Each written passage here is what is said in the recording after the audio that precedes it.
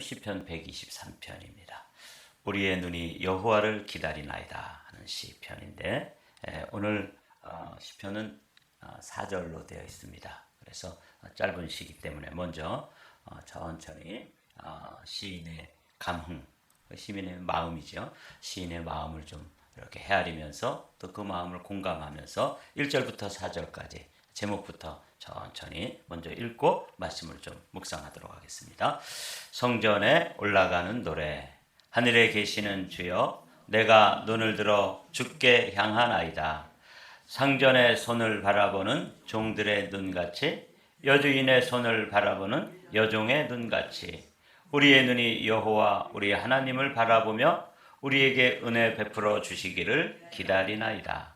여호와여, 우리에게 은혜를 베푸시고 또 은혜를 베푸소서. 심한 멸시가 우리에게 넘치나이다. 안일한 자의 조소와 교만한 자의 멸시가 우리 영혼에 넘치나이다. 아멘. 짧은 시이기도 하고 또 한편으로 이 시를 그냥 이렇게 천천히 첫 번째로 읽으면 무슨 시적 감흥이 그렇게 다가오진 않습니다. 그런데 또 한 번 읽고 두 번 읽고 또 다른 번역으로 또 읽어보고 또 영어 성경으로도 한번 읽어보고 이렇게 여러 번 읽다 보니까 이 시인의 마음이 좀 느껴졌어요. 시인이 처해 있는 상황은 이렇습니다. 여호와여, 우리에게 은혜를 베푸시고 또 은혜를 베푸소서. 심한 멸시가 우리에게 넘치나이다. 안일한 자의 조소와 교만한 자의 멸시가 우리 영혼에 넘치나이다. 그래서 이제 이 시를 읽고 또 우리의 삶에는 또 어떻게 적용할 수 있을까 이런 생각을 하면서 이 말씀을 여러분과 함께 나누기 위해서 묵상을 해보았습니다. 먼저 이 시를 이제 그 당시 이 시인이 있을 당시에는 어떤 역사적 배경을 가지고 있는가 사실은 잘 몰라요.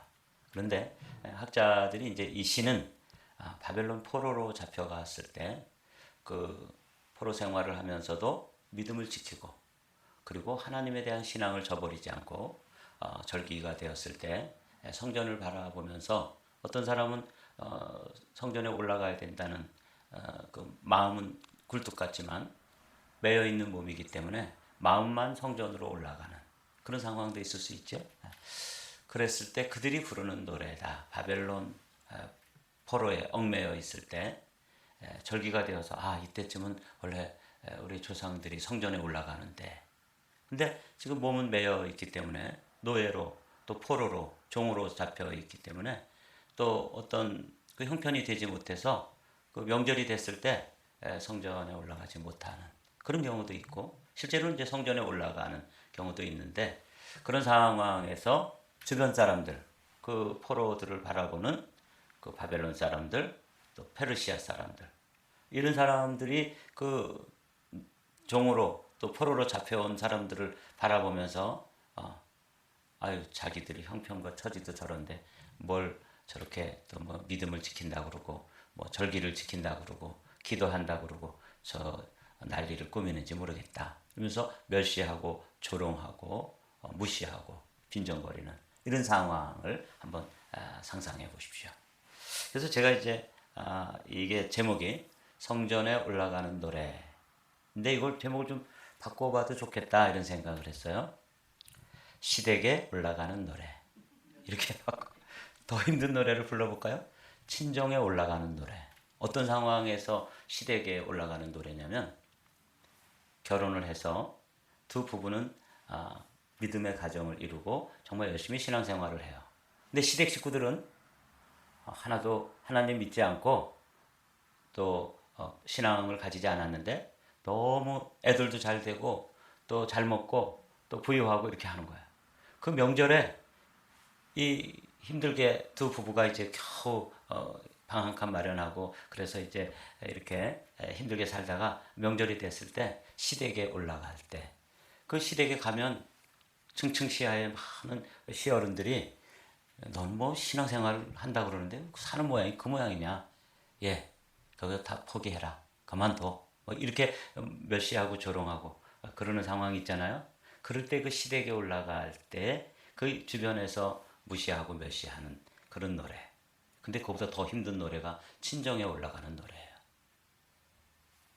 친정에 올라가는 노래가 뭐가 힘들어요? 더 좋지요. 그죠? 사실은 이 두 부부가 똑같이 알콩달콩 신앙생활하고 또 믿음으로 살려고 그러는데 아주 힘겹기는 여전히 경제적으로도 어렵고 뭐 애들도 키우는데 많이 힘들고 그런데 친정에 올라가는데 친정 식구들은 하나도 예수님 안 믿는데 이 시집가 가지고 이게 믿음 가지고 산다고 그러는데 친정 식구들이 오히려 더 심하게 말하죠. 야, 넌 시집가 가지고 그게 뭐니? 우리 봐라 얘. 뭐 이러면서 친정 언니가 한마디 아무 생각 없이 툭툭 던지는 말이 화살이 되고 창이 되고 가시가 되고 이래서 마음을 후벼 파는 그럴 때 그 조롱과 멸시와 조소와 여기 그런 게 이제 사절에 나오잖아요. 네, 이런 거죠. 여호와여 우리에게 은혜를 베푸시고 또 은혜를 베푸소서 심한 멸시가 우리에게 넘치나이다. 안일한 자의 조소와 교만한 자의 멸시가 우리 영혼에 넘치나이다. 이 안일하다는 거는 이렇게 부유하고 걱정 근심이 없는 거예요. 그런데 뭐는 없어요? 믿음은 없어요. 하나님 없어요. 그런데 잘 먹고 잘 사는 거예요. 이런 사람들 틈바구니에 시댁에 올라가는 것도 힘들지만 친정 식구들 보기에도 참 부끄럽잖아요. 제 권사님들 중에서 이런 고민하는 분이 있더라고요. 자기는 예수님 믿고 신앙생활을 열심히 하는데 참 어렵다는 거예요. 그런데 그 권사님 친정에 가면 아주 번듯번듯하게 언니 오빠들이 살고 이래가지고 이게 정말 믿음을 가지고 있다는 게 이제 불편한 거죠. 부끄러운 거죠. 자, 여러분 이런 상황을 가지고 제가 성전에 올라가는 노래를 시댁에 올라가는 노래 이렇게 바꿔보니까 그 이 시인의 마음이 조금 더 다가왔고 시집 가가지고 믿음 가지고 막 사는데 어렵고 힘들게 막 지지고 볶고 살고 이러다가 이제 명절이 돼가지고 친정에 갈 때 친정 식구들은 다 번듯하게 살고 뭐 그냥 벤츠 굴리고 BMW 굴리고 이렇게 사는데 BMW 뭐 이런 거 타고 사는데 겨우 뭐 달구지 하나 끌고 그것도 중고차 끌고 이제 올라가고 그럴 때 그 심정이 느껴지시나요? 그래서 이걸 바꿔봤다는 거죠. 자, 근데 제가 사실은 불만스러운 거는 이 시인의 기도예요. 여호와여 우리에게 은혜를 베푸시고 또 은혜를 베푸소서. 심한 멸시가 우리에게 넘치나이다. 안일한 자의 조소와 교만한 자의 멸시가 우리 영혼에 넘치나이다. 그래서 기도를 할 때 그렇게 친정 식구들 잘 살고 시댁 식구들 다 잘 사는데 우리만 지금 믿음을 가지고 있는 우리만 어렵고 힘들다면 여러분은 어떻게 기도하면 좋겠어요? 뭐 은혜를 베풀어 주십시오. 그래서 은혜가 뭔가 하고 다른 번역 찾아봤더니 표준 새 번역은 자비라고 되어 있어요. 하나님 자비를 좀 베풀어 주십시오. 그리고 또 공동 번역을 봤더니 불쌍히 여겨 주십시오. 이렇게 기도가 되어 있더라고요. 은혜라는 단어가 자비로 또 긍휼로 또 불쌍히 여겨 주십시오. 이런 뭐 이해가 돼요. 그러나 한편으로는 아주 이렇게 시댁에 올라갈 때 또 뭐 친정에 올라갈 때 힘들고 어려우면 어떻게 기도하면 좋겠어요? 저 같으면 이렇게 기도할 것 같아요. 하나님, 우리 친정 식구들은 다 저렇게 번듯하게 사는데 우리는 이제 믿음을 가지고 이제 시작했지 않습니까? 그런데 그냥 친정 언니, 친정 오빠가 우리 믿음 가진 거 무시하고 멸시하고 조롱하고 막 자기들끼리 비웃고 아이고 믿음 가지고 있는 우리 동생 사는 꼴 좀 봐. 저거 꼬라지라고. 저 타고 온 차 좀 봐. 이렇게 하면서 멸시하고 조롱하면은 여러분 뭐라고 기도하면 좋겠어요? 저 같으면 이렇게 기도하겠어요. 하나님, 우리 언니 오빠들이 그렇게 저를 조롱하고 무시하는데 하나님 우리 하는 일마다 그냥 잘 돼가지고 차도 좀 번듯한 차 타고 가게 해주시고 집도 좀 큼지막한 집에서 좀 떵떵거리며 살게 해주시고 시댁 갈 때는 정말 돈 다발로 가져가서 그냥 형제들 이렇게 나눠주고 이런 성공한 사람 되게 해주세요. 부자 되게 해주세요. 잘 살게 해주세요. 이렇게 기도를 해야 되는데 뭐 기도를 조금 좀 약하고 또 한편으로 마음에 와닿질 않아요. 은혜를 베풀어 주소서. 아니 왜 이렇게 기도를 하는 거야? 기왕 기도하려면 좀 마음에 확 와닿게 좀 기도를 하지. 제 마음속에 소물이죠. 제 마음속에 그렇게 좀 불만스러운 생각이 들었어요. 그러면서 이제 이 말씀을 묵상하면서 여러분과 함께 오늘 이 시인의 마음 왜 은혜를 구하는 것일까? 왜 하나님의 자비하심을 구하는 것일까?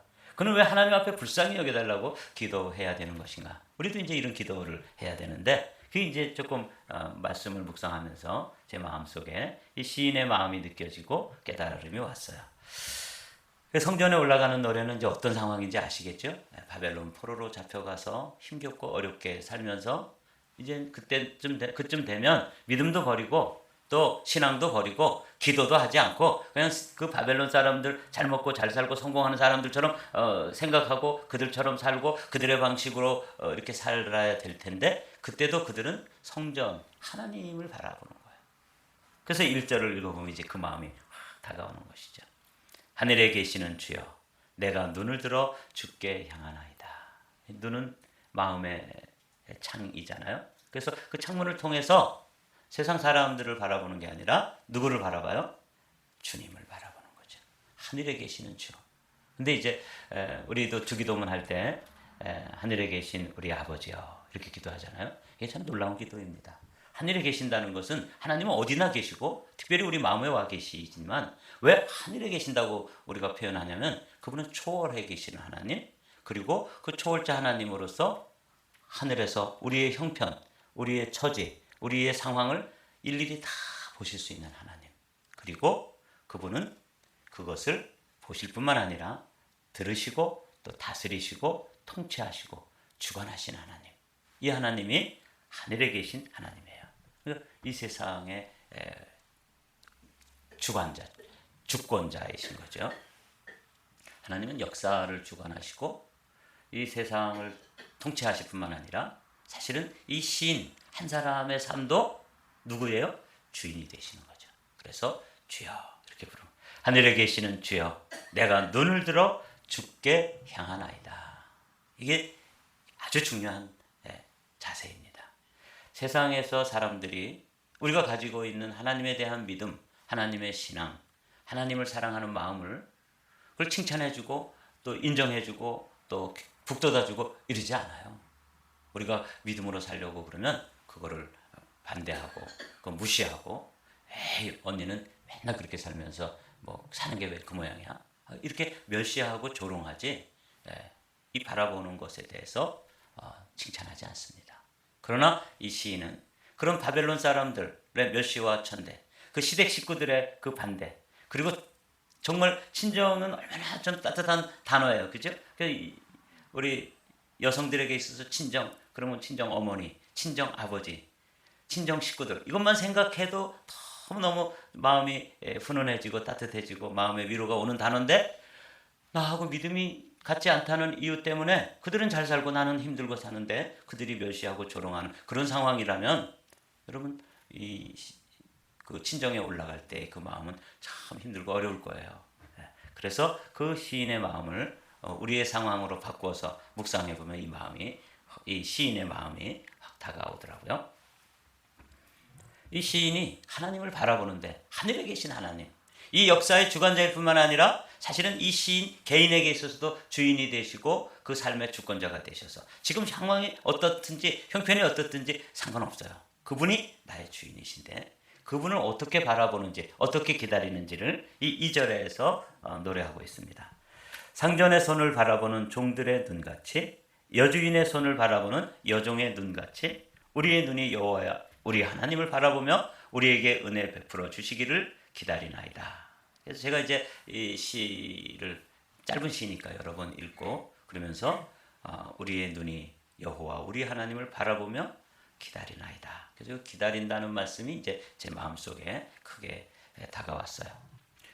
여기 보면 상전의 손을 바라보는 종들의 눈. 이거는 이제 아주 우리는 뭐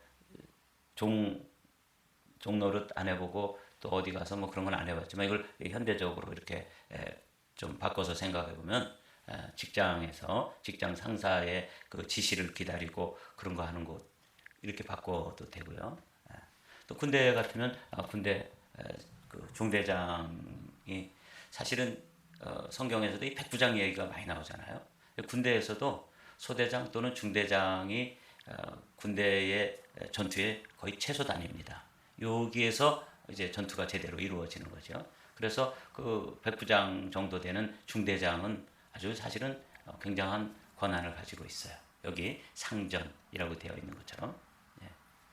그 노예로 살아가면서 상전이 말로도 하지 않고 손짓으로만 하는 경우도 있다는 거예요. 이렇게 하면은 알아들어야 되는 거예요. 그래서 그 손을 바라보는 그 종들의 눈같이. 이 상전보다 더 무서운 게 여주인입니다. 아시죠? 군대에서도 부인이 대령, 남편이 대령이면 부인은 완스타 정도 돼요. 권세가. 그래서 이 대령, 제가 이제 군대 생활하면서 이 대령들 하는 거 보니까 두 가지를 하더군요. 뭐 근무도 하겠지만 또 자기 업무도 보겠지만 대령한테 뭐 이렇게 우리는 참모장이었는데 그 참모장실에 이제 이렇게 뭐 결제 받으러 들어가면 골프채를 닦고 있어요. 아니 근무는 안 하고 왜 골프채를 닦고 있나? 근데 이제 스타로 진급하려고 그러면 교제를 해야 되는데 한 투스타 정도 되는 분들이 자기들 선배겠죠. 선배들이 진급 심사를 들어가는데 어느 선배하고 골프를 자주 치다가 그 선배가 이제 진급 심사관이 돼가지고 들어가면 얼마나 유리하겠어요. 그러니까 골프채를 닦는 거예요. 그리고 이제 가가지고 교제하려고. 근데 이거보다 더 치열하게 눈치를 보는 게 이제 투스타의 부인은 한 3스타 정도 되는 권세를 가지고 있는데 여기에 또 줄을 대야 되거든요. 그래서 가서 뭐 하여튼 청소도 해주고 또 여기 보면 여주인의 손을 바라보는 여종의 눈같이 이런 상황을 여러분 생각하시면 됩니다. 그렇게 아주 간절한 마음이죠. 그래서 그 선배네 집에 가서 김치도 해다 드리고 또 뭐 대접도 하고 정말 기라면 기고 또 누우라면 눕고 뭐 하여튼 이렇게 하는 이 상전을 바라보는 종, 여주인의 손을 바라보는 여종의 눈, 이 여러분 좀 이해가 되시나요?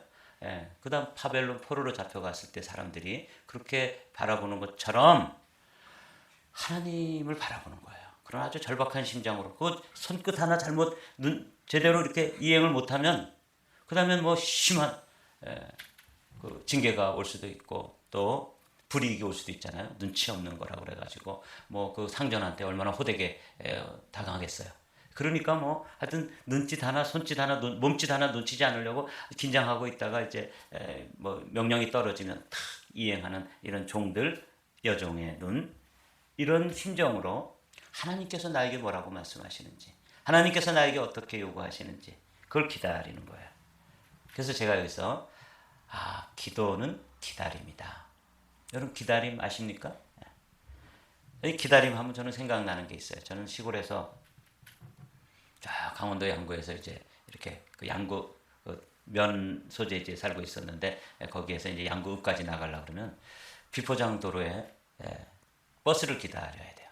근데 버스를 기다릴 때 뭐 요즘처럼 이렇게 신발도 좋고 뭐 이렇게 되면 뭐 기다리는 게 그렇게 어렵지 않아요. 그런데 저희 어머니하고 이렇게 그 버스 정류장에 가서 이제 버스 기다리는데 차들이 휙 지나가면 그냥 먼지가 그냥 다 나는데 그 먼지 먹고 또 바라보고 있다가 저 멀리서 이렇게 이제 버스가 이렇게 돌아오는데 다리를 건너서 이제 우리 동네에 탁 멈추게 되면 먼지가 확 따라오죠.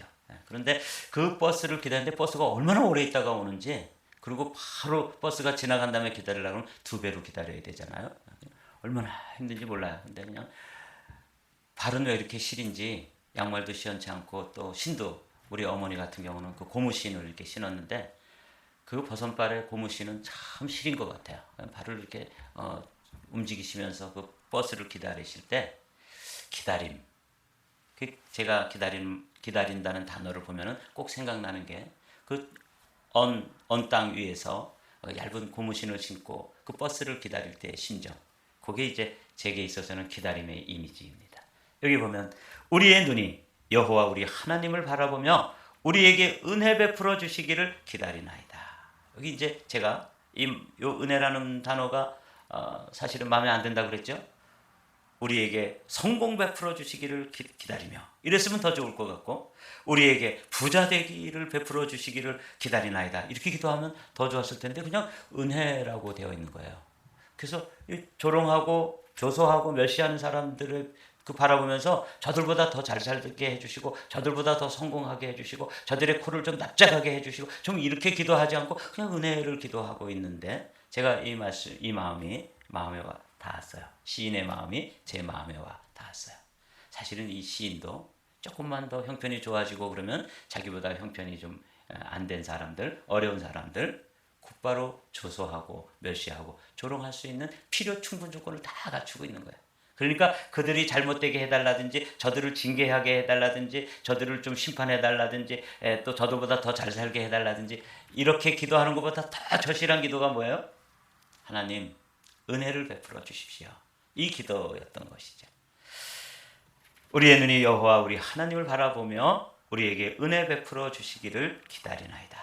그래서 제가 이제 여러 번 읽으면서 이 시인의 심정이 제 마음에 와 닿고 우리의 기도도 이 기도밖에 없구나. 우리도 나를 핍박하고 나를 조롱하고 나를 멸시하고 그런 사람들과 사실은 똑같은 죄인이고 우리에게도 필요한 그들에게도 필요한 게 뭐냐면 하나님의 은혜인 것처럼 나에게도 필요한 거는 뭐밖에 없어요? 하나님의 자비하심, 하나님의 긍휼하심, 하나님의 불쌍히 여기심, 하나님의 은혜 이거밖에 없는 거죠. 그래서 이제 이 시인이 처음에는 좀 불만스럽고 좀 구하려면 좀 다른 걸 구하지. 그래 성도들하고도 여보십시오. 이 사람도 이게 성공을 구하고 있지 않습니까? 이 사람도 잘 먹고 잘 사는 거 부자 되는 거 구하고 있지 않습니까? 우리도 이 시인처럼 이렇게 구하면 오늘 아침에도 부자 되기를 위해서 기도합시다. 이렇게 하면 더 좋을 것 같은데 뭐라고 기도하냐면 은혜를 기도하고 있는 거예요. 그래서 가만히 묵상하면서 생각하면서 그렇다. 우리에게 은혜 베풀어 주시기를 기다리나이다. 사랑하는 성도 여러분, 오늘 제가 설명이 제대로 됐는지 모르겠는데 여러분들이 이 시인의 마음을 좀 알고 그렇구나. 나에게 필요한 거는 성공보다 나에게 필요한 거는 부자 되는 것보다 나에게 필요한 거는 더 좋은 차를 구하는 것보다 더 근원적으로 나에게 필요한 것은 뭐예요? 하나님의 은혜입니다. 우리에게 은혜 베풀어 주시기를 기다리나이다. 그러고 나니까 이제 이 시인의 그 마음이 제게 더 절실하게 다가왔습니다. 여호와여 우리에게 은혜를 베풀어 주시고 또 은혜를 베푸소서. 얼마나 놀랍습니까? 우리에게 은혜를 베풀어 주시고 또 은혜를 베풀어 주소서. 이게 시인의 기도입니다. 심한 멸시가 우리에게 넘치나이다. 안일한 자의 조소와 교만한 자의 멸시가 우리의 영혼에 넘치나이다. 그래서 이제 이 넘친다는 말이 있는데 제가 이 시인에게 하나님께서는 사람들은 조롱하고 조소하고 멸시가 넘치는데 사실은 이 사람에게 넘친 거는 뭐예요? 은혜입니다. 여호와여 우리에게 은혜를 베푸시고 또 은혜를 베푸소서. 사람들은 이 시인을 멸시하고 조롱하고 무시하고 그래서 그게 넘치는 것처럼 보이지만 실제로 이 시인에게 넘치는 것은 우리에게 은혜를 베푸시고 또 은혜를 베푸소서. 그래서 오늘 아침에도 우리가 기다린다는 단어를 가지고 함께 기도하기를 원합니다. 뭘 구한다고요? 하나님의 은혜. 은혜가 넘치면 그리고 그 은혜가 자비로도 또 긍휼하심으로도 또 불쌍히 여김으로도 이렇게 번역되어질 수 있는 이 헤세드라는 단어인데 그 하나님의 헤세드가 내게 넘치면 그 다음에 내게 있는 그런 환경 상황들은 훌쩍 넘어갈 수 있고 훌쩍 날아가서 이겨낼 수 있는 것이죠. 사랑하는 성도 여러분, 그 은혜를 바라보면서 기다리는 것이죠. 우리의 눈이 그 부분을 읽고 말씀을 마치도록 할까요? 다 같이 읽어보겠습니다. 시작. 우리의 눈이 여호와 우리 하나님을 바라보며 우리에게 은혜 베풀어 주시기를 기다리나이다.